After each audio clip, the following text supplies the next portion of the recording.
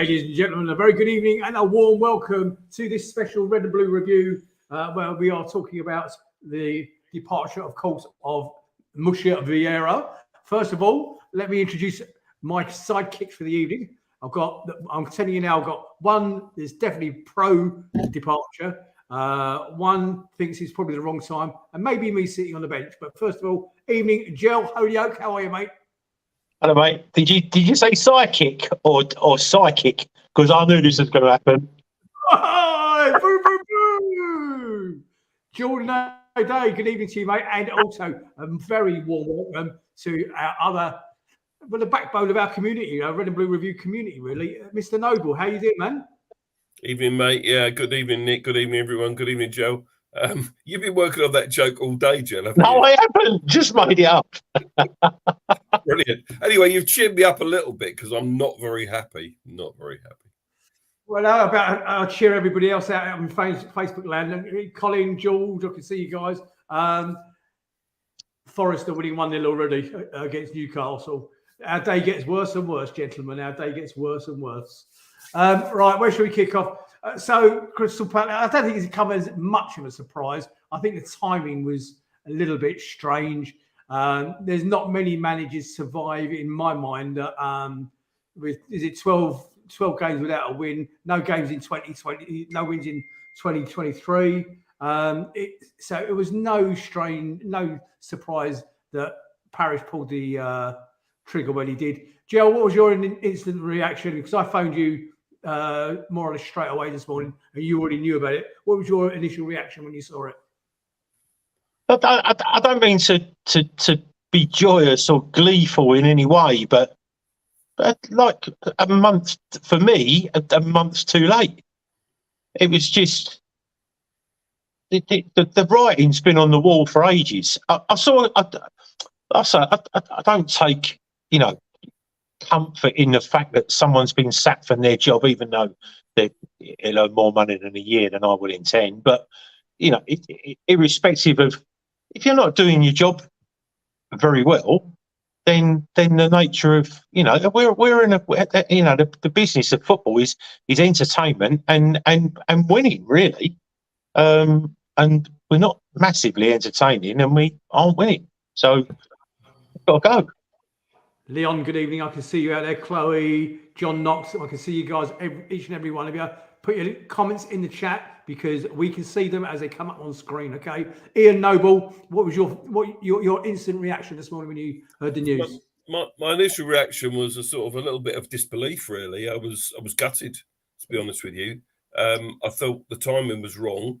I hear what Jill's saying about a month or two ago. I would have been, I suppose, happier with a month or two ago when we weren't doing very well. But latterly, all right, we had those 3 games, which is an awful stat of no shots on target. But, we weren't disgraced at home to Manchester City. We took a point off Liverpool at home. We weren't very good at Villa, I'll give you that. Maybe he could have got the sack after the Villa game. But we improved against Brighton the other night. We're not going to do the game tonight, obviously. But we had a marked improvement at the Amex, I thought, compared to the previous games. And yet then he gets the sack. But I guess the timing is important. And maybe they're looking at the Arsenal game thinking, well, that's a bit of a free hit. We're not going to get much there anyway. They're top of the league and all the rest of it. And then we go into a 2-week international break. And that's why the decision's made now, maybe. But my initial reaction this morning was I was just gutted, to be honest with you. I didn't want to see him go. I would have given him to the end of the season, me probably. But I know that's not everyone's view. Okay, so this is the announcement from the club. Crystal Palace Football Club confirmed that Patrick Vieira has left his post as first-team manager. The statements say, when he comes up, the chairman, Steve Parish, said, "It is with enormous regret that this difficult decision has been made. Ultimately, as Gel and Chloe just said in the chat, recent months is in a precarious league position. We felt a change is necessary to give us the best chance of retaining our Premier League status." Now, okay, thank you, Nigel. If you compare his stats, and I know this is something Nigel has been compiling over the course of the last few months, to our previous managers, and we're going to come on to one of our previous managers in a minute. And you can see that Patrick Vieira's loss percentage was actually not as bad as everybody else's. The trouble was, in there were too many draws. He was at 35.6% compared with Alan Pardew's 44.8% and Sam Allardyce's 50%. Roy Hodgson, of course, is sitting there on 43.8%. But it's very interesting, 1.2 points per goal on average per game. And most of that is, there's not that much difference in everybody else. Pulis 1.5, Pardew 1.4 per game. I think in his short tenure, I mean, it's been 18 months he's been there, 25 draws. Okay, Roy Hodgson's 37 draws. So who are we going to lean on? Leon, I can see you out there, mate. If you want to join in the chat live on the show, feel free to do us. Join us. I mean, I know that outside in the marketplace at the moment, and allegedly talks have already progressed, that Roy Hodgson is in line. Paddy's taking over, obviously, for the Sunday game, but Roy Hodgson is in line not to take over just for a couple of games, but Roy Hodgson is in line to take over as manager. Your thoughts, Ian, you first. Yeah, look, you look at those stats that you just put up there, there's nothing in it. There's hardly anything in it between all those managers. And they've all been and gone. Look, going back to Roy Hodgson would be a real backward step. I can't imagine any of the Crystal Palace fan base being happy with that. I really can't. Roy did a job. He came in 4 seasons, but for the last year or so, people were screaming for him to go because it was so boring. And Patrick Vieira changed that. He changed it. Not only did he change it, he changed it through a time of great change with the playing staff. A lot of players in, a lot of players out. And he did a good job last season, fantastic season. But you can't go back to Roy Hodgson. Please, no. It's just there's got to be a better solution to that. I'd rather have Paddy McCarthy to the end of the season or Friedman. He knows how to manage in the Premier League, doesn't he? I don't know. What do people think? Don't swear at me, Ian. My phone. Okay, Jill, your thoughts? Oh, I mean, I saw Hodgson. I mean, my wife said to me, Hodgson's 2-1 favourite. He needs to come back. I would be fuming if like Ian has said. We agree, Joe. Amazing. Yeah. Do you know what? I was just going to interrupt you. Newcastle. Good news is on the 47th minute, Newcastle just equalised. Carry on, mate. Just seen it. You've just taken completely done what I was. I can't think what I was thinking. Oh yeah. So the thing is, right. So we haven't got that many games left to the end of the season. The way that we were going to go down with Patrick Vieira. Now, what's confounded me is people have been saying for the last, let's just get all these difficult games out of the way. Everybody below us is going to be going, woo, we've got Palace. Everton began, we turned them over. When it really mattered last year, we turned them over, so it don't really matter. Do you think Leeds, we're going to go to Leeds and let them, like literally, they're going to let us roll them over? Do you think Leicester are going to let us roll them over? All those teams that we think we have this, the people think we have this right to be able to beat, for them to just roll over. I'm telling you now, every single game is a cup final for all of those 6, 7, 8 teams down there. Every single time, and the thing is, every single stat that literally has not lied for the last 3, 4, 5 months for this season, let's say this entire season gone, means that we don't survive because we are not either. Well, just every single stat says that we are going to go down. We are the slowest, we're the laziest, we don't shut down. And then he thinks he's Pep Guardiola, doesn't even play a bloody forward in the games. So I'm glad he's been sacked. I'm telling you now, people think that this is just an open and shut case that we've now got 5, 6, 7 teams or 6 teams below us, that we are going to survive. Excellent. Absolutely never. Okay, right. So you're glad he's been sacked, right? Okay. I get where you're coming from, totally, in the point of view of the results, and it is a results business. but we haven't got a plan. We haven't got anyone to come in. Surely that's a mistake, isn't it, on behalf of the parish and the board? You don't sack a manager of Vieira's quality, regardless of the results. And Gel, I don't know if you saw the Brighton game, but we were better against Brighton.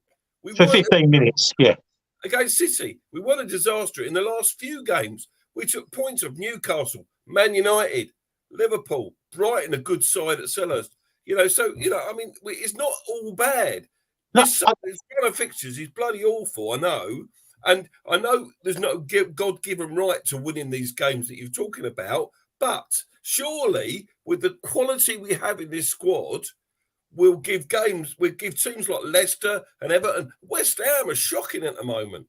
We're surely going to beat teams like that at Selhurst. Yeah, but you're saying that. Let's just go Leicester, right?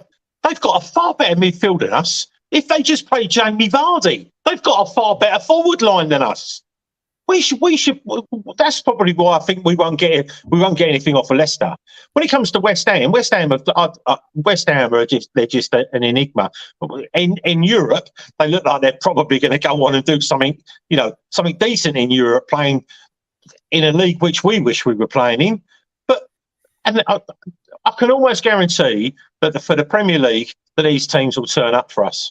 They will turn up for us. Listen, like I said, I'm pleased that he's not our manager anymore. Not pleased he lost his job. It is what it is. But like I said, he gets compensated for that fantastically. So, but would Parish sack our manager and not? I mean, it's not just Parish. He's got however many owners that we have. He'd have had to have talked to them because they've got the majority. I hope he's got a plan.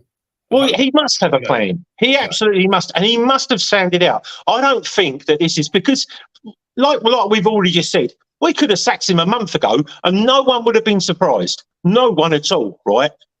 He must have been thinking and he must have been talking. They must be talking to people behind the scenes. There are enough managers. Nick, I said to you a month ago, I'm gutted Sean Dyche got that job for Everton. I said he was the man for us. Sean Dyche would have us like he did with Burnley in the top 8. I'm telling you, with the squad that we've got.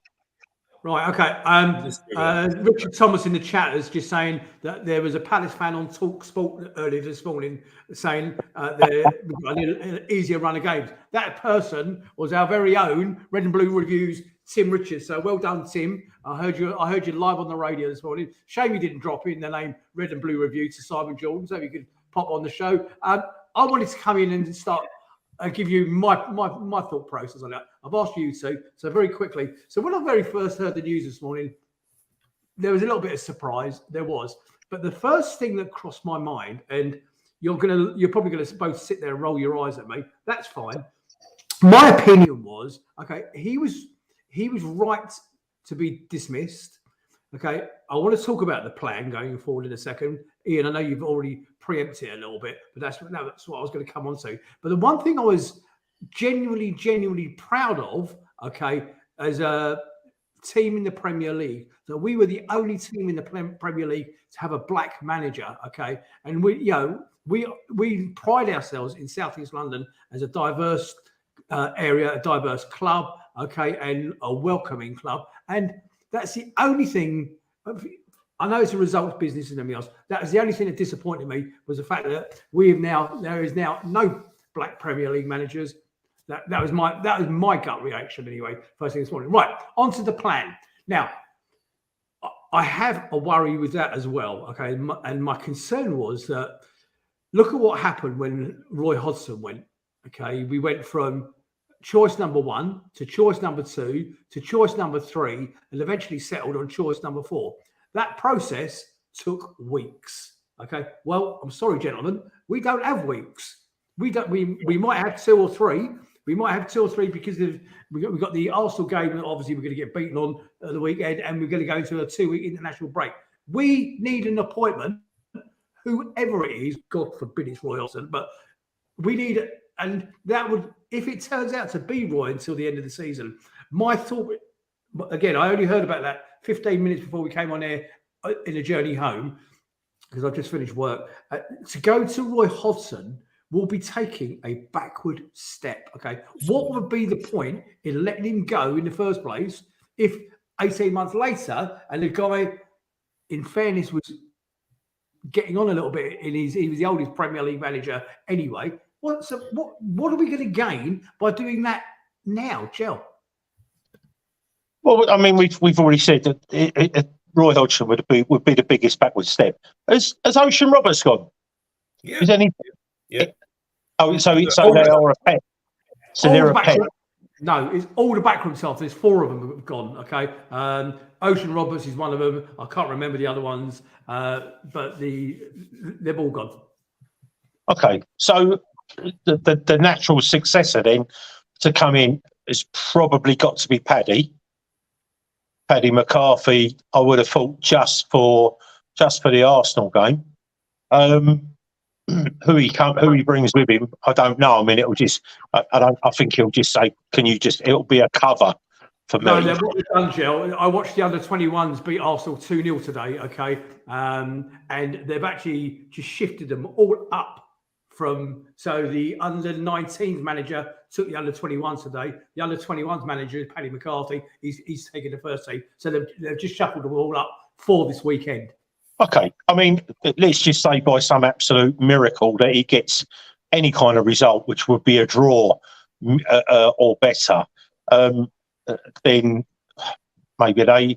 Look, the thing that I worry about, right, is getting in a temporary manager to the end of the season, knowing that what we've already discussed this in previous shows, that we've got 9, 10 or 11 players that will not be part of that squad next year. So it has to be someone who's willing to come in and work with kids. Hodgson doesn't like kids. We know that. That's why his average age was about 28, 29. He likes experience. So I got a feeling that we need to promote from within, someone who knows the ethos of the club. And again, I think his downfall, sorry, Nick, I think his downfall, and one of the reasons why I wanted him gone, it finished it for me when he sacked Sean Derry. When he kicked Sean Derry out of the club, because Sean Derry probably wanted to start fighting players at half time. For me, was a massive. Jill, that's the bit I was going to tell you. They haven't sacked Sean Derry. Okay, Sean Derry is still at the club in theory. Lyons has just asked the question: is that right? What I've heard, that he's still being paid by the club? Yes, he is. Would you take Sean Derry, Ian? Yeah, I mean, Sean Derry, lots of rumours flying around that Sean Derry has never left the employment at Crystal Palace Football Club and that he's due for a return. And what happened was, allegedly, that after the Everton debacle and we lost 3-0, Sean Derry tore into the team in the dressing room, told them they weren't fit to wear the shirt and all the rest of it. Patrick Vieira, being the calm, mild-mannered man that he is, wasn't happy with that attitude and told Derry that he overstepped the mark. Now, it then took another 2 or 3 months for Derry to leave the training staff of the first team. And what worried me when he did leave wasn't the fact that so much that he left, but that he wasn't replaced. Now, you can't take somebody out like that, who's an integral part of the infrastructure, and not replace them. So I think that was a mistake on Patrick Vieira's part. Another thing that we I don't know whether you're going to raise this, Nick, and I said this, I think, on a show a few weeks back, is that look at the similarities between what's happened now at Crystal Palace and Nice. You know, he had a first good season at Nice when they finished 5th and qualified for Europe or something, and then he got the sack 2/3 of the way through the second season. It's remarkably similar to what's happened. Someone put on Twitter and said that the stats and everything, it almost mimics the whole thing of what happened at Nice. So this is the other thing as well. So I might have made myself look a little bit stupid here with the Sean Derry thing, but did you know that he was still at the club in any capacity at all? Well, I don't think he's at the club, but he's at the club. He might still be on the payroll, and certainly there's plans to bring him back. Oh, but did you know? We thought he was gone. Yeah, I thought he only found out this morning. Yeah, that's what I'm saying. So this is the other thing as well. I think it's pretty much a known, like Roy Hodgson when he was managing us. I think when he first started managing, was still being paid by Liverpool. But would that be with us? So we were still paying him. We didn't pay him off. So we've just sat him at home on gardening leave and then just gone, well, you've still got a contract, and brought him back. That must be something similar to what's gone on. Because having him taken away from the first team and him being around the club, if Vieira had turned up, would have been a toxic situation. So that's the only thing I can surmise that he has. Ian Lyons, I know you're watching out there. Can you look at the link that Nigel sent you and jump on, please? I want to talk to you about something. Lots of comments going out out in Facebook land. I am watching every one of them. Thank you. And I can't believe there's so many of you joined the show this evening. Nigel just messaged me. He said there's over 80 of you out there. This is just an impromptu chat amongst ourselves, and with you included. Chloe says the only thing is it has a massive pull in terms of players. Great point, Chloe. Patrick Vieira did have a massive pull in terms of players, and any thought of Zaha staying at the end of the season, you probably say goodbye to that with this. Why would you say that? Why? There's absolutely, okay, this is the point I wanted to make earlier. We never got to it. Right. I find the dismissal strange, although not surprising. And the reason I say I find it strange is for this reason. And Gill's already alluded to it. We're literally only halfway through the project. Now, the board have got to take some culpability for this, okay? We're halfway through the project with the likes of Gehi, Anderson, Decore. They're the ones that came in. They are the future, okay? We know that we've got a whole load of other players out of contract. So the rest of the project was supposed to be happening later, the close season. We know that, including the Zaha scenario. One way or t'other, that's got to be resolved. Probably will be resolved as the off, which is fine. Nobody holds that against him. He doesn't owe us anything. So I find it strange that they didn't back him, and I was spitting bullets about it in the last transfer window where we signed absolutely nobody at all. Okay, who was the one that we did sign? We signed Amada from Stuttgart. Amada and a couple of loans. Who really hasn't impressed very much at all, to be honest with you. No, he seems a little bit lightweight. But so my point being is we're only halfway through the project. Okay. They took him on, they took Vieira on with the understanding is that we need a rebuild and we've got a project to complete. Okay. Let's go hell for leather. And they really supported him in his first transfer window massively. They never got through and replaced the Gallagher scenario. We then consequently lost the rest of our midfield to injury or whatever. Okay. And so, hang on a minute. Vieira has been unlucky by getting dismissed when he hasn't been backed. He certainly wasn't backed at the last window, and he hasn't been given an opportunity to complete the project that they set him in the first place. Thoughts? Yeah, I mean, I agree, Nick, largely with what you're saying there. I think the project is incomplete. It remains incomplete, but it's going to remain incomplete now that he's gone, isn't it?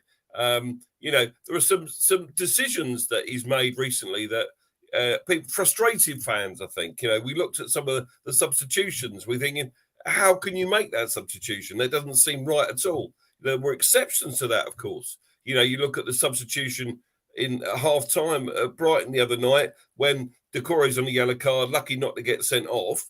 And then we're 1-0 down. He brings on an attacking midfielder instead. Good on him for that. Fantastic.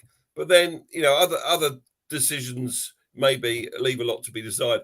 One thing in the chat that I've seen about Richards, I just want to talk about Richards, if I may. How is he not playing, this lad? That's the other thing. Lots of things like that we could be talking about tonight. Right. Okay. Well, I'm going to do that in a second. Just answering the question, and Facebook user was asking how long was Vieira's contract? It was 3 years, and he's done. Yeah, 3 years it was. So 18 months. And Richard Thomas has come back at me and said, "Yeah, Nick, we look like we're going backwards massively. We don't even look like scoring." I get that. Look out on his yacht from the Mediterranean. Welcome, Ian Lyons. How you doing, mate? Not too bad. Well, I've been better. Okay. I've had theirs. Okay, I'd like your instant gut reaction, please. Disappointed. I think I put on here just a minute ago that no more than 5 days ago, someone said in the comments going up, PB will be sacked after the Brighton game. And I went, what planet are you on? And I have to hold my hands up and apologise. Listen, it's... I feel sorry for the guy. I think he's a lovely guy. Probably too nice, considering he was complete opposite as a player. Obviously, while I've been trying to log on and get my piano in place, I've been hearing you going on about Derry and that. That's what I heard yesterday, that he's still employed by the club. But if we go back to Hodgson, I think that piano would be going out the window. Well, at least we're all in agreement on one thing, aren't we? We're all in agreement that Roy Hodgson will be a massive backward step. Yeah, without a doubt. So my question is now then, Nick, to probably preempt the next few questions, is who, I know there's a lot of people out there in the marketplace. I think you can take Pochettino and people like that completely away. You can't. They're big club managers. We're not a big club. No matter we're Premier League, we're not even a stepping stone for people like Pochettino and the ex-Chelsea manager and stuff people have mentioned. But would you take a younger manager who might be more in touch with a more attacking style, with a younger player who can inspire younger academy players to come through quicker?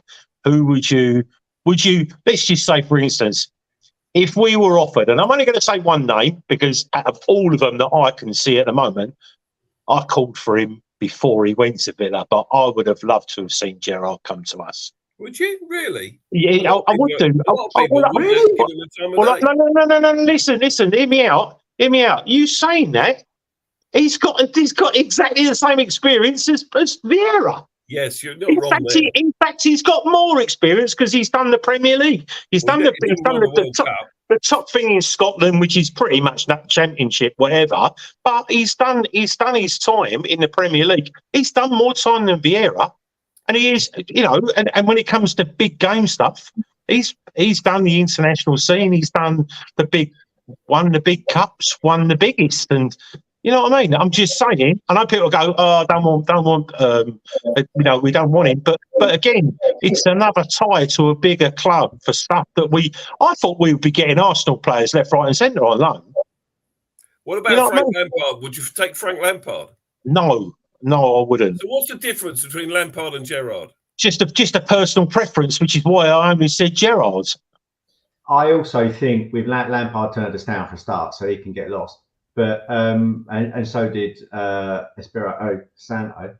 But Hassan Hüttl's being mentioned in the last hour or so. Yeah. I think it was a little hard done by at Southampton. Whether or not it'll be a long-term prospect for us, I don't know. And he certainly make them run about, Ian. Yeah, exactly. But then you talk about, what about Bielsa? No, right? He can't even speak English, mate. Not interested. Okay, he does. In that case. He speaks perfect English, but he don't speak it to the media. And I agree with you. I would have been interested in someone like Vincent Kompany until I heard that he said that we were overachieving. And also, Ian, sorry, why would Vincent Kompany leave Burnley when they're going to be in the Premier League next year? I'm not saying exactly. I'm not saying he would by any stretch of the imagination. What I'm saying is that he's the type of player, type of manager that I would like to see at our club. But then clearly he's deluded, as to how we've been performing. Gerrard, not entirely convinced. He shone brightly, and then went dark very quickly at Villa. I don't know. I am at a loss. The one manager you haven't mentioned, Ian, sorry to cut across you, who's doing well in the Championship is Michael Carrick at Middlesbrough. He was the one that I couldn't think of. I agree with you. That's a possibility, I think. But we'd be going for an unproven manager, and I say unproven I think I had this discussion with Andrew on the chat earlier. Okay, just because someone's not done it in the Premier, none of them have done it in the Prem until they've actually arrived in the Prem. Being a manager, the skill set to sort out a formation, work out patterns of play, set up training plans, motivate players, and actually team building are the same whether you're in Sunday League or whether you're in the Premier League. The difference is being able to deal with massive egos. And I think someone like Carrick, he will have a bit, someone like Gerrard will have a bit of kudos initially because of what they've done in the game as players. But these millionaires will quickly suss them out and know full well that it won't be them that gets the hook if things go sour, because they'll just they'll just go somewhere else. Yeah. No, I'm gonna make Yeah. the point. I think one of the things I was disappointed about when Patrick Vieira was appointed was that he didn't have Premier League experience. Now, that was at the start of the season, so he proved us all wrong and he did all right in that first season. But I think with this appointment, because we haven't got any time at all and we need to get it absolutely right to stay in this league for this season with 12 games left or whatever it is, we must appoint someone with Premier League experience. So whether that's Ralph Hessen, whatever his name is, Southampton guy, or Jesse Marsh, or somebody that's managed in the Premier League, somebody, even Bielsa maybe, somebody that's managed in the Premier League to the end of the season. If they do well, then they've got an opportunity to take the job on after that. That's Sam. Yeah, well, that's what I just said. I don't think at this stage, if they've been thinking about this, as the Athletic reported a couple of weeks back, that he's got 4 games left, and that was the 4th game, Brighton, then surely they would have their eye on someone. Now, again, we have got theoretically the easiest running, okay, and so they would surely be tapping someone up to say, look, we're going to ease you in gently. You've got another well, we're going to ease you in because you're going to have a nice run in. You've got to gently, right? But is there any evidence that they've done that? Because if someone like Roy's coming up in the conversation, then clearly that's not the case. Okay, but maybe we don't know that. Maybe Roy's just coming in as an interim manager while for a handover period. I made a point on the show last week, I think it was. I think Ian, you were on, and I got shot down in flames and saying, I think the club is broken. I think we are broken from top to bottom at the moment, and as it's proving to be the case. If you were any of the managers that you've spoken about, okay, you've given us a whole list of, even Neil Warnock's just got a closing, given us Neil Warnock and all the managers you've just spoken about. If you had any sort of brain in your head, why would you come to a club that looks as toxic as Crystal Palace? Because they're out of a job. And they get paid a lot of money. They're all unemployed at the minute. Say again. They're all unemployed at the minute. Hassan, who all I could sort of understand, and he didn't do a bad job at Southampton. I get that. Bielsa was loved initially at Leeds. I don't really know, but I don't know who I'd want. Okay, and you're also saying that he's got to have Premier League experience. I don't even think that's actually necessarily the case. That's but again, this is what this is all about. I must touch base with everybody out in Facebook land. Why are you watching us? It's Friday evening and you're giving up your Friday evening, and there's the best part of 100. Thank you a million times. Thank you. I get the feeling that, and I'm reading all your comments as they go through, you're as frustrated with the decision as everybody else, as we are.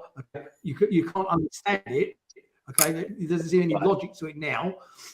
And I can see all of you. Leon saying definitely Bielsa.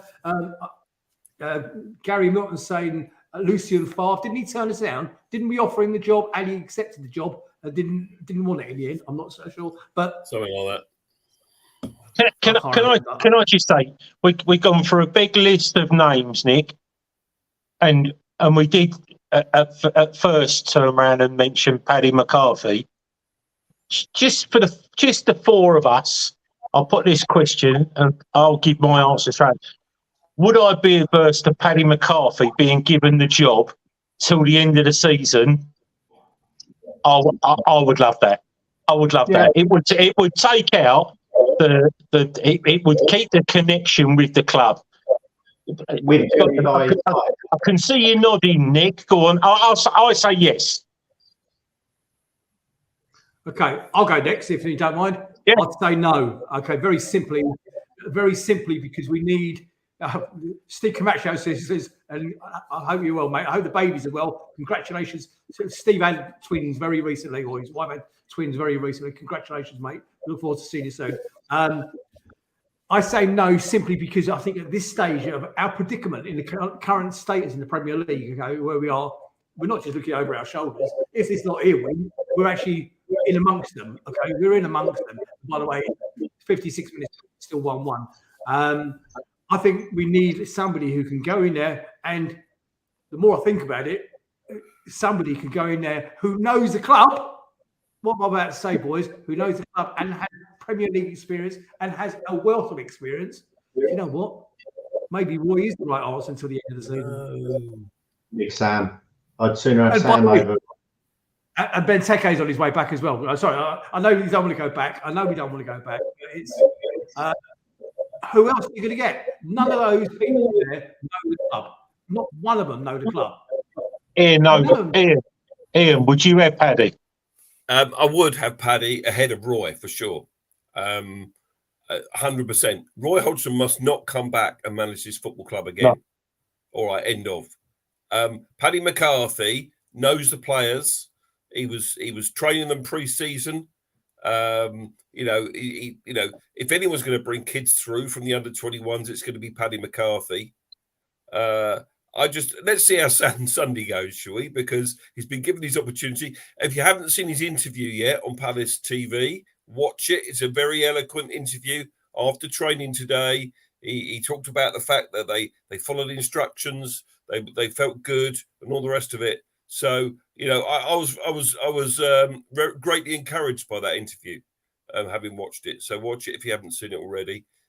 Paddy McCarthy for me would be a good appointment. If it works, it's one of those ones that if it works, it's a genius.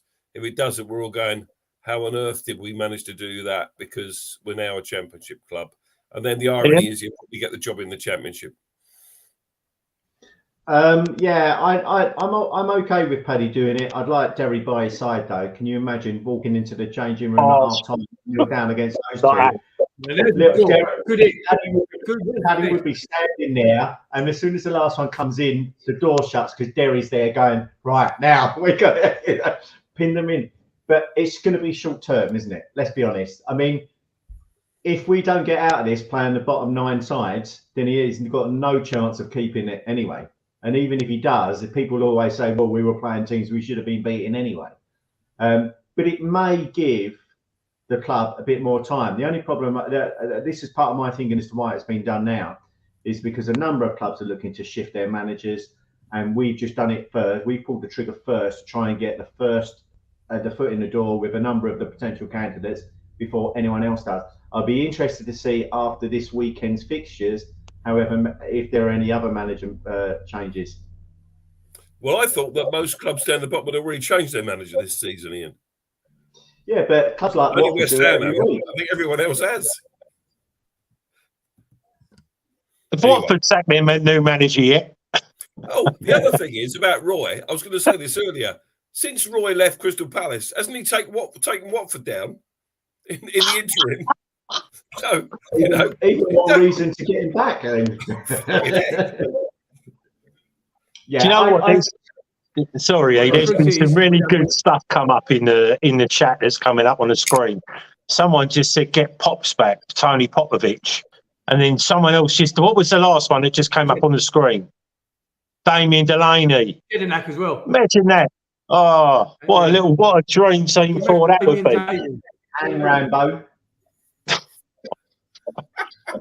Let's just get that whole team back, and then if we're having a nightmare at half time, then they can just have a big fight, sort it out between them. You just see the tunnel from outside. You just see the tunnel bulging, wouldn't you? I do. This is the only other thing. Sorry, Nick. Just one more thing, mate. The only thing that I know you said that everybody has just been shifted upwards, 17s to the 19s, 19s, 21s, and then Paddy into the first team. Let's just say that he only gets. Let's just say that a manager comes in, another manager becomes available, and the club go, all right then. Does Paddy go back in and then it all goes back down again? It does. That's exactly what it happens. Okay, cool. essentially I would hate for it to be a poison chalice. We get humped 5-0 or whatever by Arsenal, let's say, and then everyone goes, "Oh, he's a load of old crap. Let's get rid." I'm just saying it would be, yeah. It'd be like a temporary thing with that as a guarantee. What I wouldn't mind seeing though, and I don't know if he would have the balls to do it, is that if Paddy does take it on, whether or not he'll blood a few of the youngsters because he knows them better than anyone. And it'd be a good way of shaking things up. Absolutely spot on. The other one if anyone's going to bring kids through, it's Paddy McCarthy. Nick. And we'll wrap this up in a minute because what I'll do is I'm just going to phone Steve Coppell because, boys, I've got Steve Coppell's number right here, don't you? And I can pick up the phone and say, Steve, are you busy this weekend? Steve, the old mate, are you busy? Hey? Very good, very good. As he's ordering. He's probably watching Brentford. No, he hasn't known. Well, yeah, he does like his Brentford, doesn't he? Certainly his son does. Chris Powell's just left his job with England. Yeah, interesting. Because he's assisting. He's assisting Paddy this weekend. No, it's not. It's Darren Powell. That is. Chris Powell is at the training ground. Well, Chris Powell was the one that I told you when our young players got picked for England, and he was literally all over them before they went on and just calming them down and just chilling with them on the sidelines. With Mitchell and Gay, especially with Mitchell. I took a load of photos. I was at that game, I think the Switzerland game I was at for Wembley. And but that would be a good thing to have his experience as well. But yeah, I'm looking forward to. Do you know what? I feel more upbeat now that he's gone, because the club has been forced into doing this, and sometimes it can be catastrophic, and then sometimes it can actually be. It can just be the thing that calms everyone down, that little bit of promotion within. And I think we all know what we can expect from Paddy is whether the players can get that application in. Ian. Yeah, I mean, whoever we get in, we've just got to get behind that manager. Yeah. And Sky Sports are reporting that we're in discussion with Roy Hodgson. And if that's the case, I would be against that appointment myself. I think all of us would, from what we've heard tonight. Maybe not you, Nick, but if he's appointed, we just need to get behind it. There's no point in whinging about it and moaning and booing him and all the rest of it. I was disappointed at the Amex at the end on Wednesday night when Palace fans were booing the side. We lost 1-0 to a very good team, our greatest rivals, and they were booing the players. That's out of order. Totally out of order. Yeah. You don't boo your own team. Really don't. Not in those circumstances. Newcastle 2-1 up. You paid your money. You paid your money. I get that. Listen, whoever goes in, I agree, needs to support. But being in discussions with Roy Hodgson doesn't mean it's in discussions for him taking over. Steve Parish always uses him as counsel, and he did so with regards to the previous appointment as well and his successor. So let's not read, too much into it at the minute. But yeah, I agree with you. Whoever it is, we'll back them 100% because it's the player. The players are just as much as at fault here, and a lot of them are playing for contracts. Yeah, I agree. There was another thing, and the thing that I thought about, believe it or not, as soon as I heard, and I just thought, I know a few people that go all the time, and I was trying to work out, because it's a financial question to you, Ian Noble, the frustration for someone that goes to virtually every single game. Yep. How much do you reckon? I was. If you went to every single game and you stayed in hotels for, let's just say 6 or 7, and then you had your food, your booze, your home ticket, your away ticket. How much do you think it costs just before people go, oh, you have no right to say this and you have no right to say that. I actually think it costs you to follow Palace every year. 15 grand, 20 grand. It's a lot of money. Do you know what? I hate to say it, but I've no idea. But it is a huge amount of money. And it's not getting any easier either because the train fares are ridiculous. The train service is awful, by the way. And yeah, you get the best deals you can on overnights and that kind of stuff, which is 3 or 4 a season. At least tickets for away games are capped at 30 quid. But it's not so much for me the money, it's the time invested in it as well. Like an away game is like sometimes 6 a.m. till midnight. You know, it's ridiculous. And that's and my point is being served up a 1-0 defeat. You know, the stuff that's been served up. Like I said, it's a points-driven culture. You have to win almost at any cost to stay in the Premier League. But also, you need to also have the club should always be thinking how much money is costing the fans. Because, like you say, it's not just how much money, but how much time. You don't just invest money; you invest your time as well. Exactly. You know? And someone just said that Paul Bristow must spend $1 million. I saw Paul the other night, and he does spend a lot of money and time. Yasmin says you can show your disappointment. Don't boo the shirt, in my opinion. So. George Wagner's right. That goal's been chalked off, by the way, for offside. It's a very late VAR call. So the discussion, I just found out that the discussions with Roy Hodgson is apparently he was sitting on Eastbourne Beach this morning and his blanket blew away. So Parish is sending him down a new one. So a new car rug. So I think we're going to call it a day there. Now, we are back on Monday evening. Is that right, Ian? Yeah, Monday night. That's the plan. We're going to do a double-header show, look back at the Brighton game and Arsenal, of course, and more commentary, I'm sure, on Patrick Vieira and his potential replacement. But we'll return on Monday night, 20th of March at 8 p.m. And as things stand, Noble will be in the chair because as things stand at the moment, I'm still working. We will be. I wanted to very quickly touch on. Oh, look at that! We've got Ozzy. Good day, Paul. Good day, fellas. Good day, mate.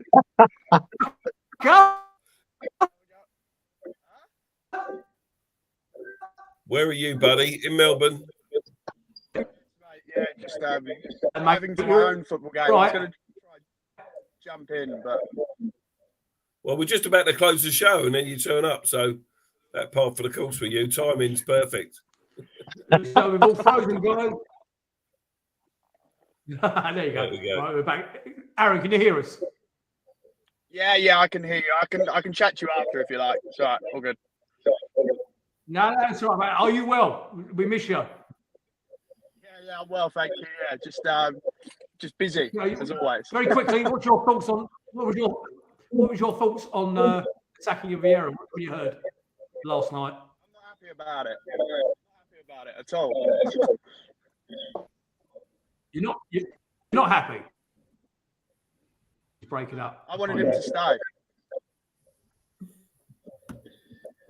Pretty much like all of us. He wanted him to stay, basically. I think very right. Okay, Nick, he's all gone. He's gone. He's gone. That was worth it. I think we're going to wrap it up there, ladies and gentlemen. Thank you so much. Yeah, that was nice of him to drop in, though. Ladies and gentlemen, out on Facebook land, I can't believe so many of you joined us this evening. This was just an impromptu discussion on the Vieira thing. No lies, like for jumping on with me and giving up your Friday evening. We'll be running at 8 o'clock in the Arsenal and the Brighton game. It would be just so Crystal Palace. It would be just so Crystal Palace if we go and do something at the Emirates on Sunday, wouldn't it? For those of you going, have a safe journey. I have to say to you, I'm going to make one last point before we do go.